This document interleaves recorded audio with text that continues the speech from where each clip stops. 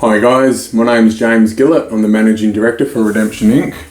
And in today's video I'm going to explain the differences between men and women as a bit of a these are all, I should say at the very start of this, that this is my beliefs. So I respect that people have different beliefs, but this is my belief. And the reason I've sort of had to delve into this topic is because one of the questions I've had to think about, especially with wanting to take guys who are coming from the prison system into the workforce, is if they're representing the company, what happens if they do something like commit domestic violence? So I've had to figure out how to solve that, and which will be a part of my training program that I'm going to be developing for the guys coming out, which I'm hoping to get funding for shortly.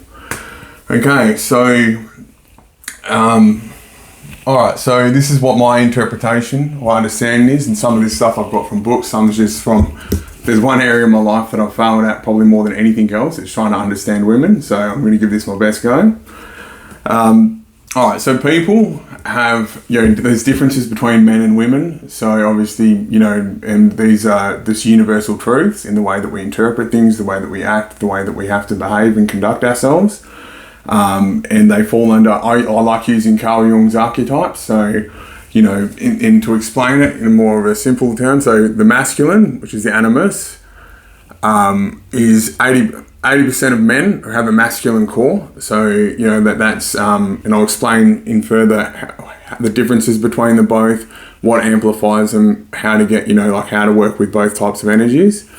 And then the feminine, which is the anima, 80% of women have that type of core energy. When it comes to, so with men, there's probably 10% that have a feminine core energy, which is okay. That's fine. That's just naturally, there's no right or wrong. This is just like an observation sort of thing I've got. So people have both these energies, I should say. So when I say core energy, that means that they prefer to be in their either masculine or their feminine. So with women, it's 10% is their core energy, and then for both, there's about a 10% which are completely neutral. So they're sort of half and half.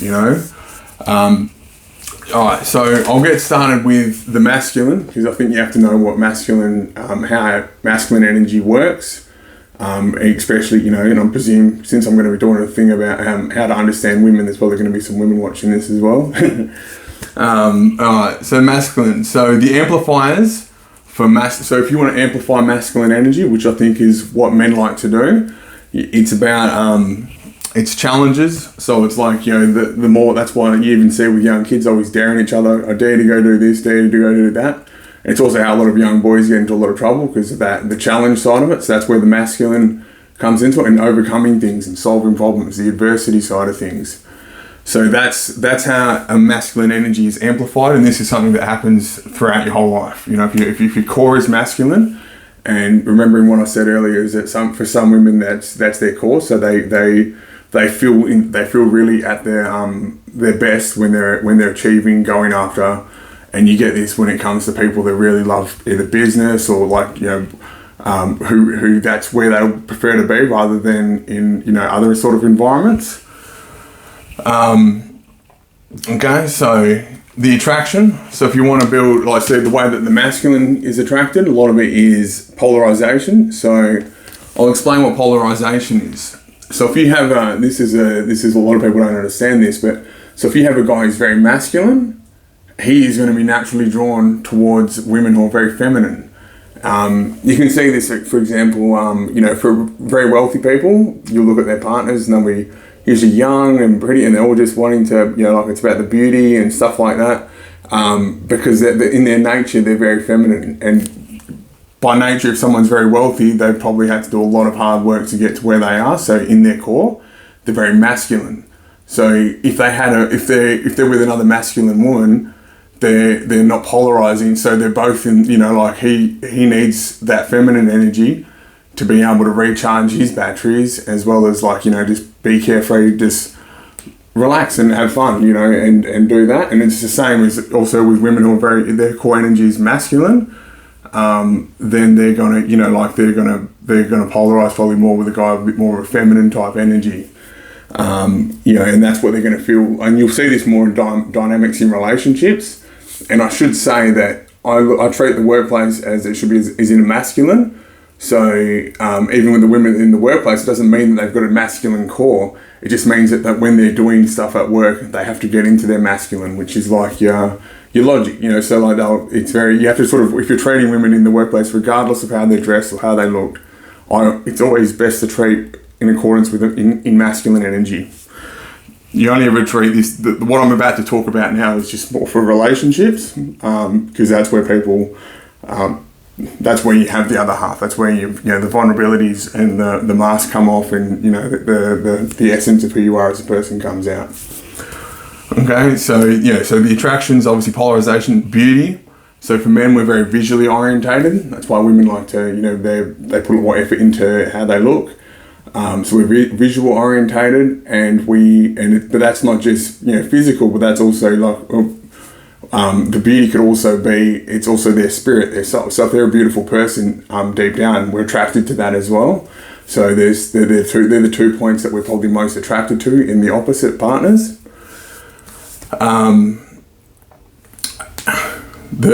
So with feminine, the animus, so this is the feminine energy. So this is the parts that I'm going to be trying to talk to with the guys who come on board.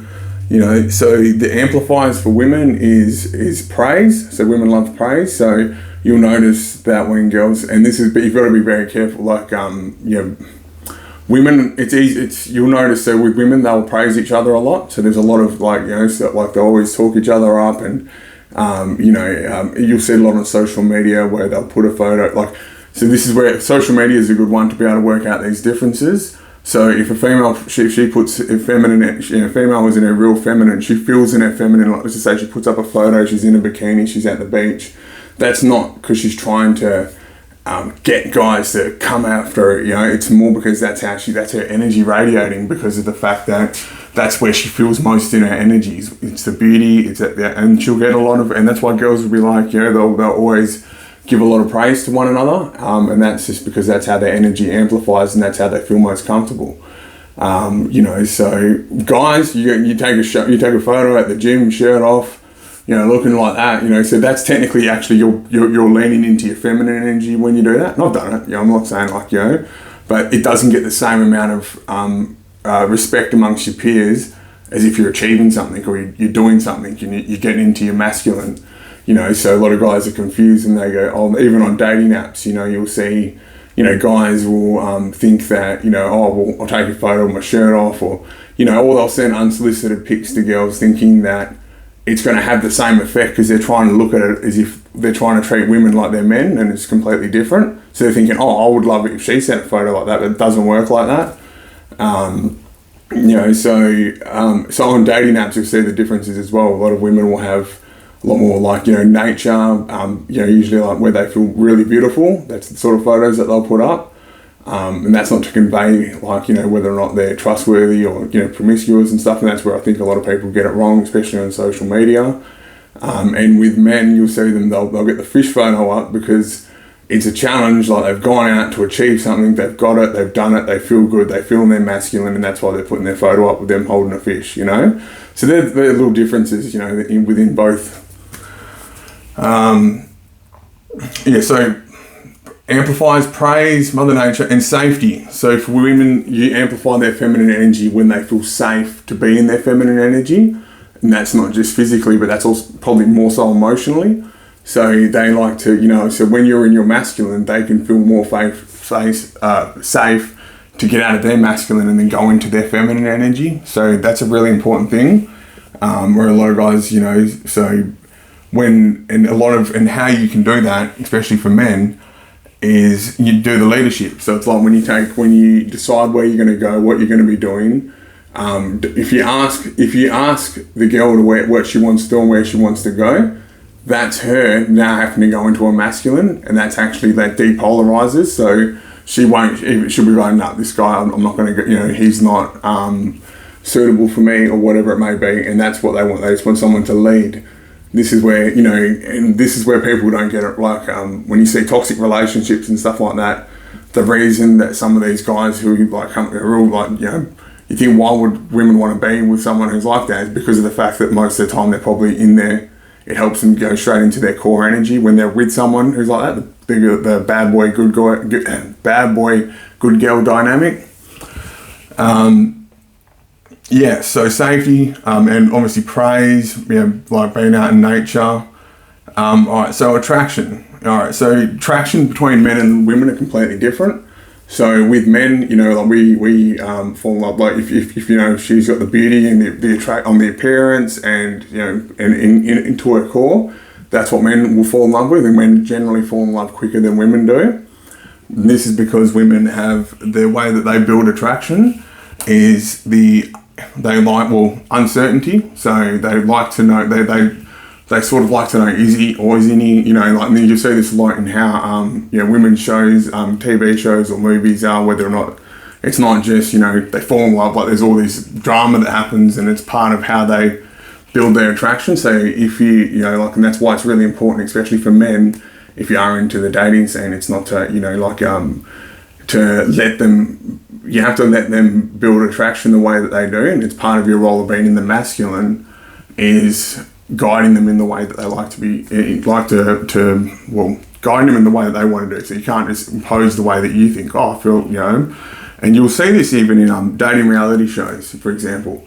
If they get like The Bachelorette or something, it's like if it comes down to the final two guys, you can always know every time one of them usually declares that he loves her, and that's not the one she'll pick, and it's because of the fact she's uncertain about the other one, and now her attraction's higher for him than it is for the guy that's just declared his love. So yeah, this is all my interpretation as well. So I don't, yes, and the other thing is as well. So this is another really important thing, because men are logical, and we just think, logic, that's what we say. So generally, if you're in your real true masculine, everything you say you're going to do, you do it. That's being in masculine energy.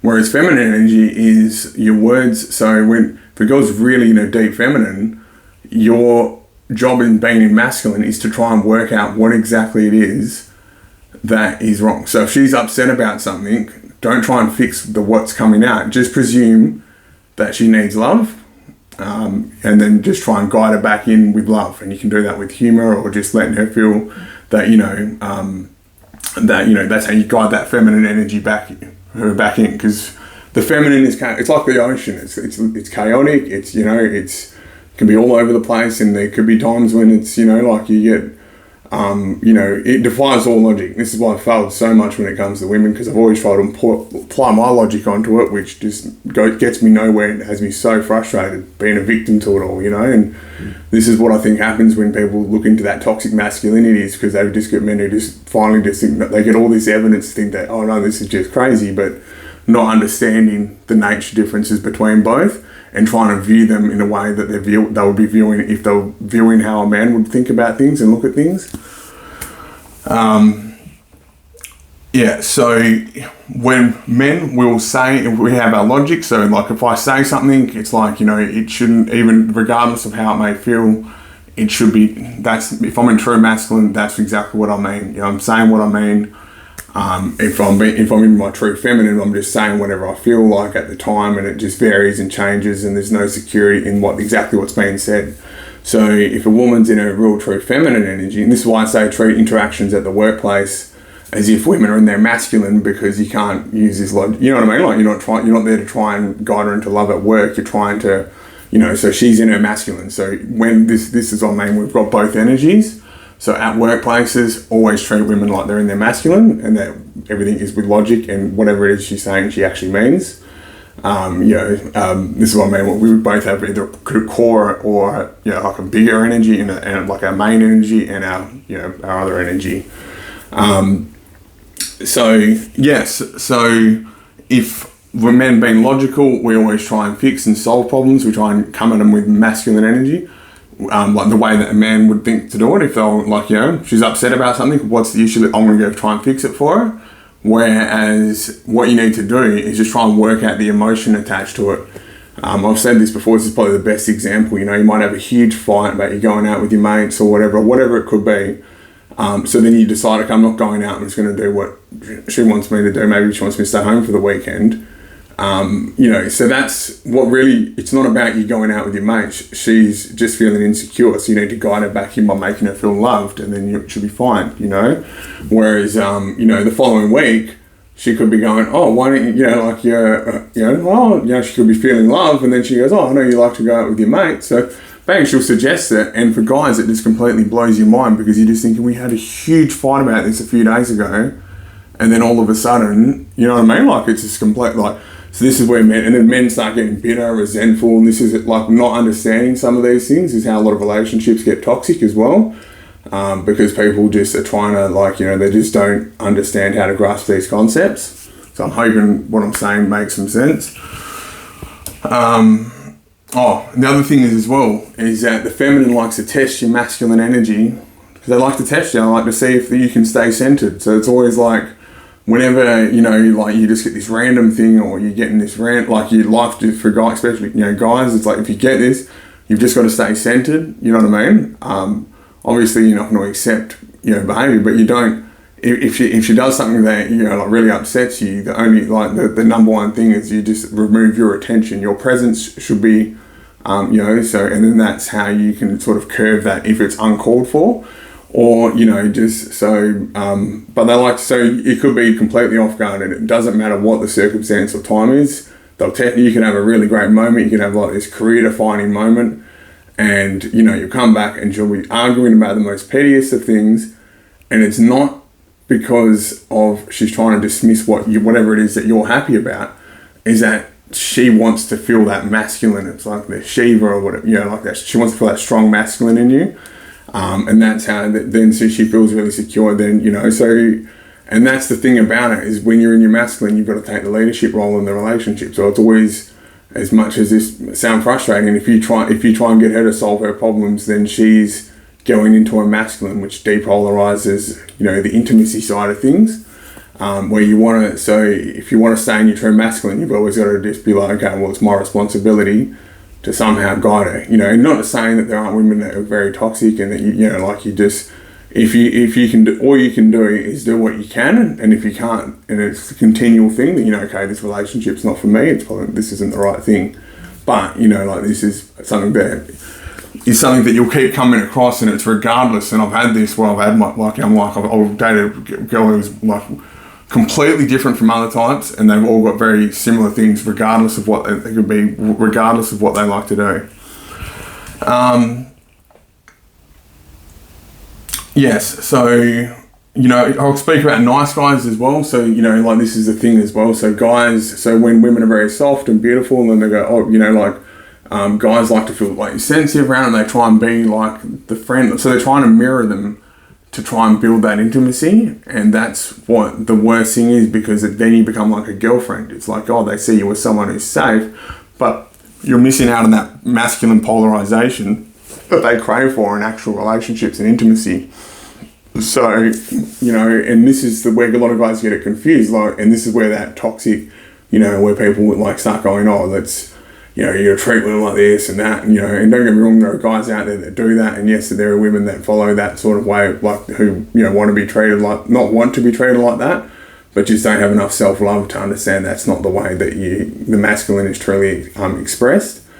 So, yeah, that, so if this is what happens with nice guys, is that they start getting resentful and bitter, but the reality is, it's like, if you look back to caveman days, you know what I mean, like if a female, if she chooses a partner and they have a child together, her survival is relying on the guy going and being able to protect them, go out into the wilderness, bring back resources, go hunt and come back, and then, you know what I mean? So if you're very, if you're on the same nature as her, if you're very feminine in your core energy, then what all that communicates to her is that, well, one, she wouldn't feel properly safe with you in actually having something very long term. And that's why a lot of these guys who have the feminine sort of core energies will end up having, the people going, girls will, settle for the guy, like they call them, betas or whatever in that red pill world. But it's because of the fact that, it's once value, it's something that guys need to understand. If you and if you are like by nature, that's your core energy is being very feminine, which is very loving, accepting, and all that sort of stuff. Then that's completely fine. And I think that's there shouldn't be but that you've got to be who you are, because if you're not being authentic, this is the other thing, is women are very intuitive with things. So if you try and pretend that you're something, eventually it'll just fall apart. And this happens with so many guys who try and try and show that they have confidence in themselves.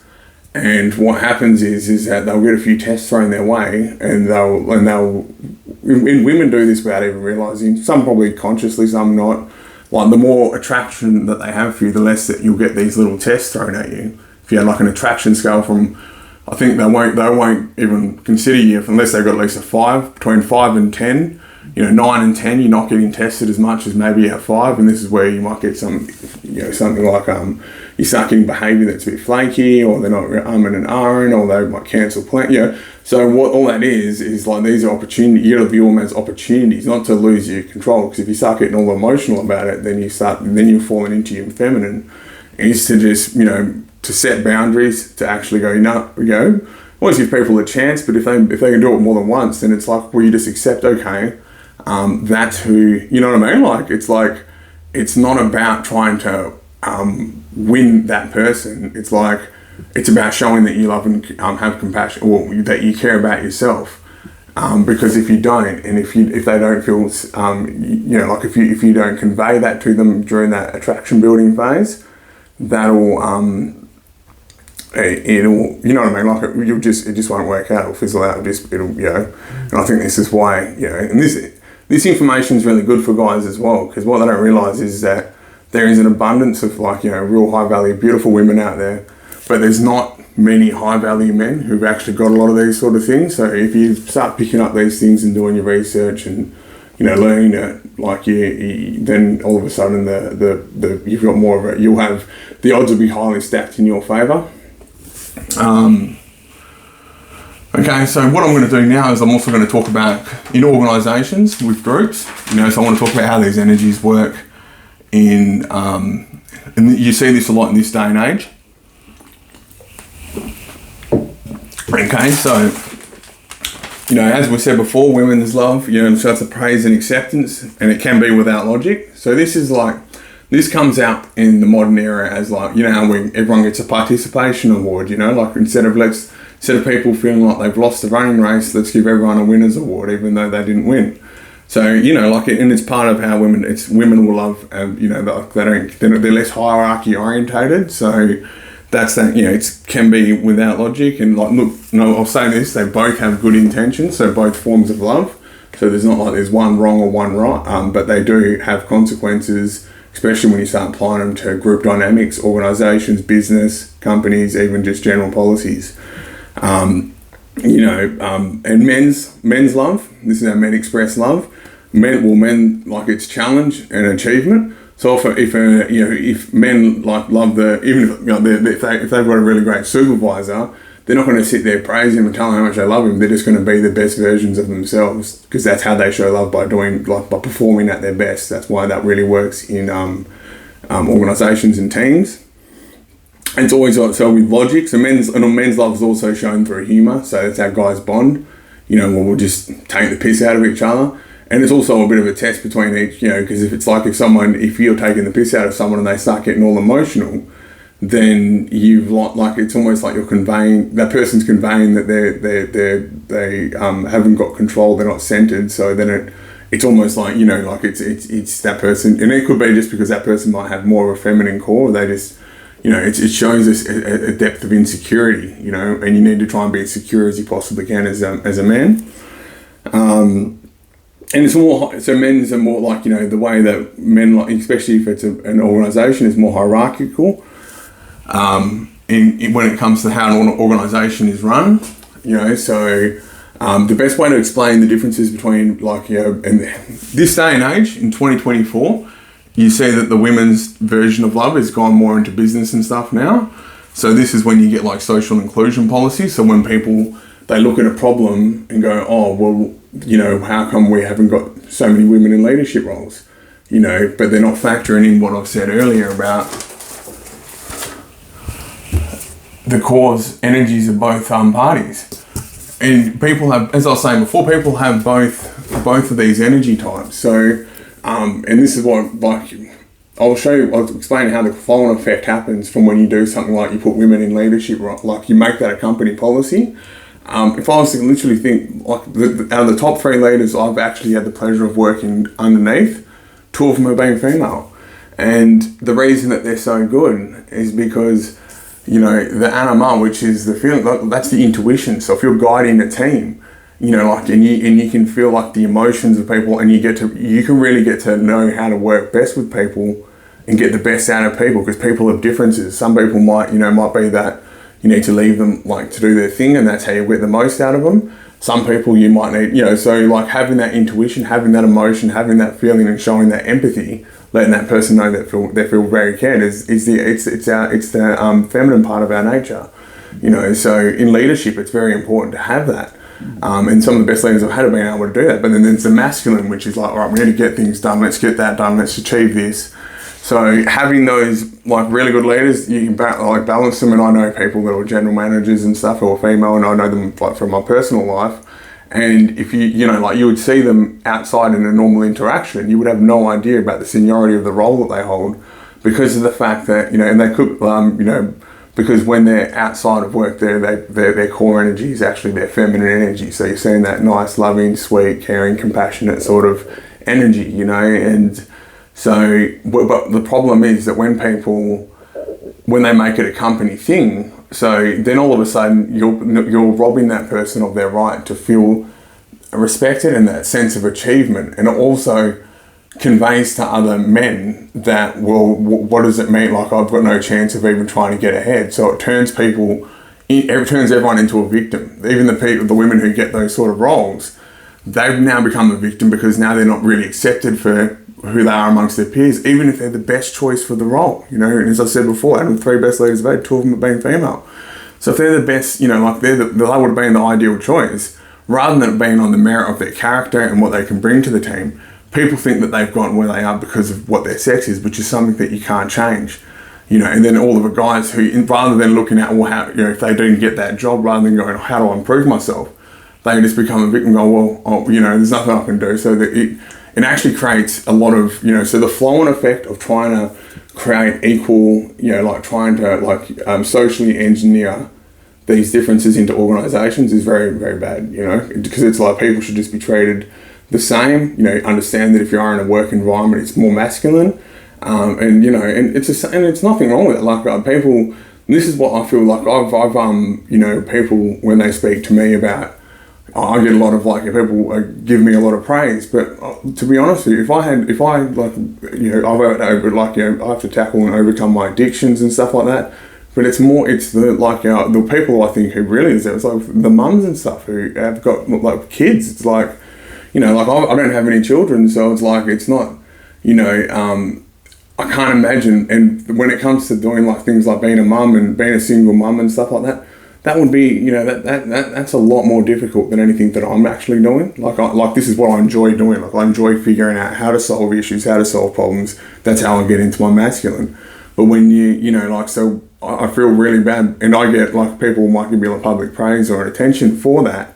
But that, to me, is, you know, a lot more, like, you know, for me, the people who inspire me are, you know, the mums and stuff who, you know, who are trying their best to try and, like, you know, be both the mum and the dad in the household, as well as, you know, like, and then, you know, trying to either stay clean, or just even people that are struggling, trying to do it just on their own, and they don't get the reward or recognition for their efforts as you would if you're, you know, going into your masculine and achieving things, you know.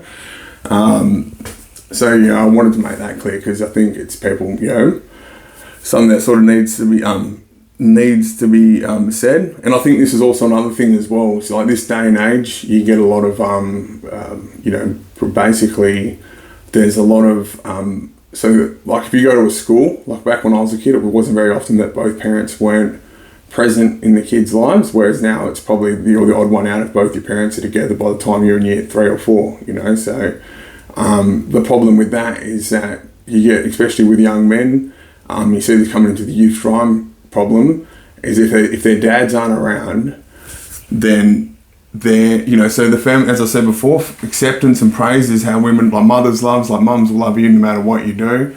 So but you need that good male, like you need that male love in your life, you know, to help guide them, like, you know what I mean? Otherwise they're just going to find it somewhere either on the streets and stuff. And that's why with what I'm doing with my business, I'm hoping to actually be able to tackle a lot of those issues on a larger scale.